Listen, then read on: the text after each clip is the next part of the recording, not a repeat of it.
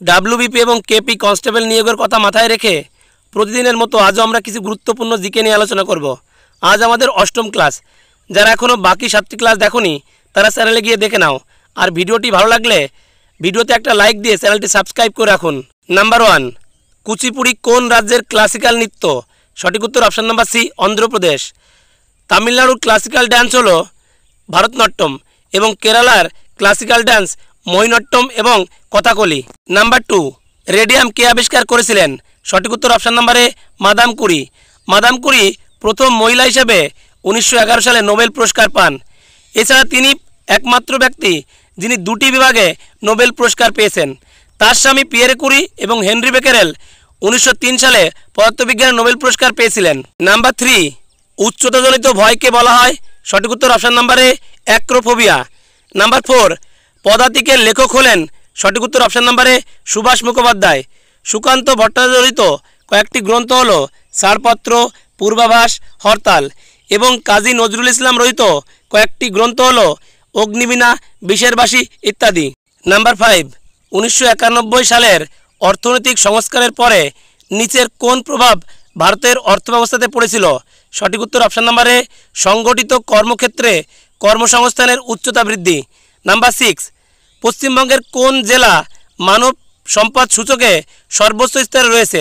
সঠিক উত্তর option number এ, কলকাতা। এবং মানব সম্পদ সূচকে সর্বনিম্ন স্তরে রয়েছে মালদা জেলা। নাম্বার 7, শ্বেতাম্বর সম্প্রদায়ের প্রভাব কোথায় বেশি দেখা যায়? সঠিক উত্তর অপশান নাম্বার ডি, পশ্চিম ভারতে। জৈন ধর্মের শ্বেতাম্বর সম্প্রদায়ের প্রতিষ্ঠাতা হলেন স্থূলভদ্র। এর অনুগামীদের বলা হতো জাতি সাধু বা আচার্য। নাম্বার 8, গ্রিকদের লেখায় কাকে সান্ড্রোকোটাস বলে উল্লেখ করা হয়েছে? সঠিক উত্তর option number C, Chandragupta Maurya. Chandragupta Maurya ছিলেন প্রথম ঐতিহাসিক তথা প্রথম সার্বভৌম নৃপতি। নাম্বার 9, মেরুদণ্ডের 33টি কশেরুকার মধ্যে গ্রীবাদেশে কশেরুকার সংখ্যা কত? সঠিক উত্তর অপশান নাম্বার বি, 7টি। মানবদেহে কশেরুকার সংখ্যা মোট 33টি। সার্ভাইকাল অর্থাৎ গ্রীবাদেশীয় কশেরুকার সংখ্যা 7টি। থোরাসিক অর্থাৎ বক্ষদেশীয় কশেরুকার সংখ্যা 12টি।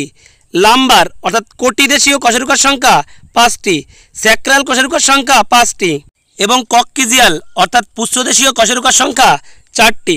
নাম্বার 10, কে সর্বপ্রথম পোর্টফোলিও ব্যবস্থা প্রবর্তন করেন? সঠিক উত্তর option number B, Lord Canning. Lord Canning হলেন প্রথম ভাইসরয় এবং পরাধীন ভারতের শেষ গভর্নর জেনারেল। নাম্বার 11, কোন সেনানায়ক পলাশীর যুদ্ধক্ষেত্রে মৃত্যুবরণ করেছিলেন? সঠিক উত্তর option number D, Mir Madan.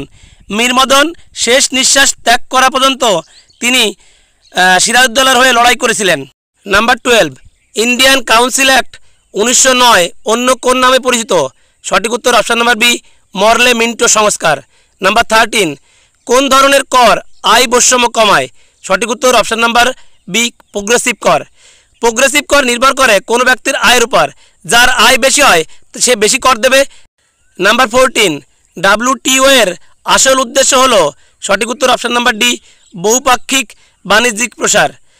WTO এর পূর্ব নাম ছিল গ্যাট, GATT।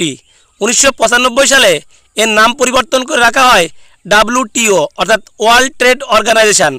নাম্বার 15, 10 ডিগ্রি চ্যানেল পৃথক করেছে? সঠিক উত্তর অপশান নাম্বার এ, আন্দামান ও নিকোবর। 9 ডিগ্রি চ্যানেল পৃথক করেছে লাক্ষাদ্বীপ এবং মিনিকয় দ্বীপকে। 8 ডিগ্রি চ্যানেল পৃথক করেছে মিনিকয় এবং মালদ্বীপকে। নাম্বার 16, আঙ্কলেশ্বর কিসের জন্য বিখ্যাত? সঠিক উত্তর অপশান নাম্বার ডি, পেট্রোলিয়াম উৎপাদন। আঙ্কলেশ্বর তৈলখনিটি গুজরাট রাজ্যে অবস্থিত। নাম্বার 17, প্রথম ভারতীয় সংবাদ সংস্থাটি ছিল? সঠিক উত্তর option number B, free press of India.